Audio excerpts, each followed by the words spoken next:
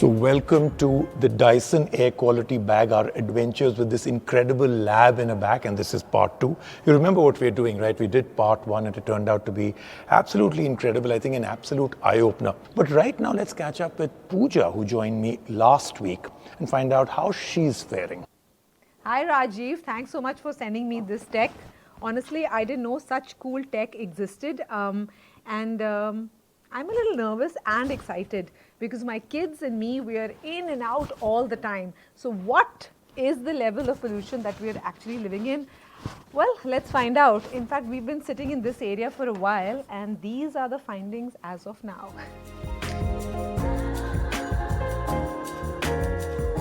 Okay, so I'm actually carrying this cool tech around with me and I've come downstairs where I bring my daughter to play almost every day.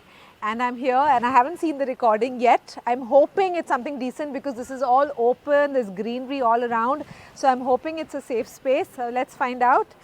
Oops, the reading is kind of very poor. So I think masks on for my kids. So a lot of my time is spent in the car, whether driving or being driven. I drop my kids to the bus stop, take them for different classes, and of course my own meetings, my own errands. So I am hoping that the pollution level, the reading here is fair because, you know, the windows are always closed, it's a controlled atmosphere. So fingers crossed, let's find out what the tech shows me.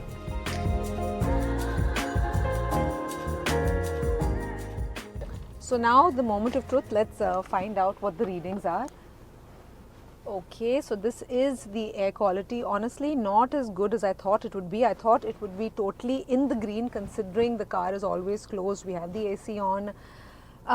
It's fair, but I'm not happy. Okay, so we're in my daughter's room and I like to believe that both my kids, their rooms, are the most controlled rooms in the house in terms of atmosphere. We have purifiers running 24/7 and we mostly keep the room shut, like, you know, the doors closed. Of course, in the morning, sometimes I let in fresh air for a bit, but essentially, this is where I do hope the readings are good.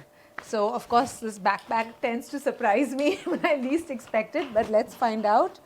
Okay then, it is good. The readings are good, so all the measures are working so far. So knowing the information that I now know, knowing the level of pollution that me and my family are exposed to in indoor settings and outdoor, I would love to know what can we do to improve this quality of life in terms of the air we breathe.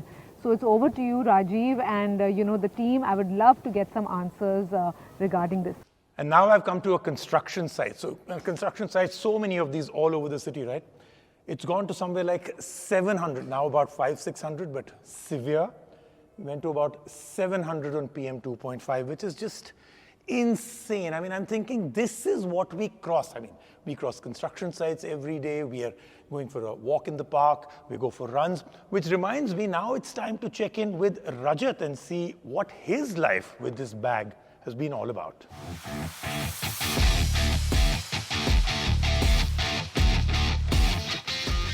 So I run here every day. This is Panchsheel Park, and as you can see, it's pretty green.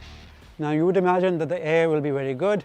Now, luckily for me, Rajiv has sent me this bag from Dyson, and we'll just see, like, you know, how the measurements are for various things, like PM 2.5, PM 10, CO2, NO, and things like that. All right.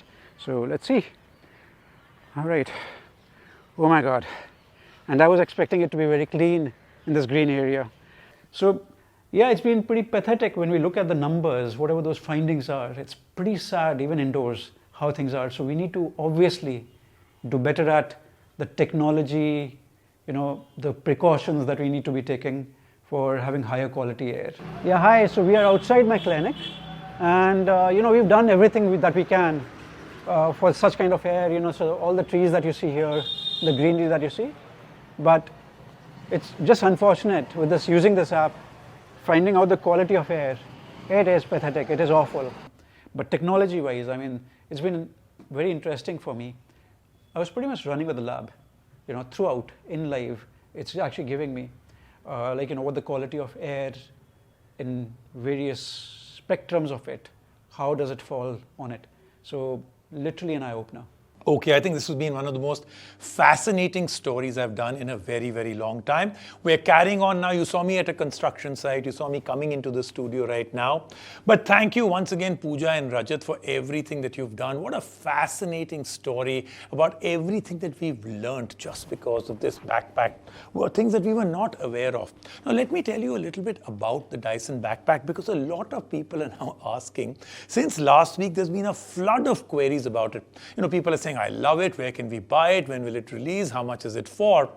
This is part of Dyson's global project, wherein they take this backpack to different cities across the globe and monitor the air quality of day-to-day air, the quality exposure of individuals in these cities, just like we did, me, Pooja, Rajat. Now, this is the second generation prototype air quality backpack from Dyson. Now, unfortunately, it is not for sale. I know it's very disappointing. I know it's a great product. It's not a commercial product by Dyson. It's only for research purposes. So for all you people watching this right now, you cannot buy it. With the help of this, Dyson is able to make the invisible, the air around you, visible. Be more aware about pollution sources and ways to reduce your exposure. The more you know about what you're really exposed to, the better you know what to do about it. Now, it's portable. The air sensing device, which collects air pollution data on the move, is absolutely and totally not an air purification system. There's no air purifier built into this. Dyson only uses this very sophisticated technology to offer insight into personal exposure to air pollution and how to avoid it. And as I told you last week, there are sensors inside this backpack. 3 of them in total. One measures temperature and humidity. The other 2 detect pollutants, including NO2, VOC, PM2.5, and PM10. Now, Dyson's unique algorithm then processes all this data, which is combined with the information gathered from the onboard GPS to create the reports on air pollution exposure wherever you'd go with this backpack.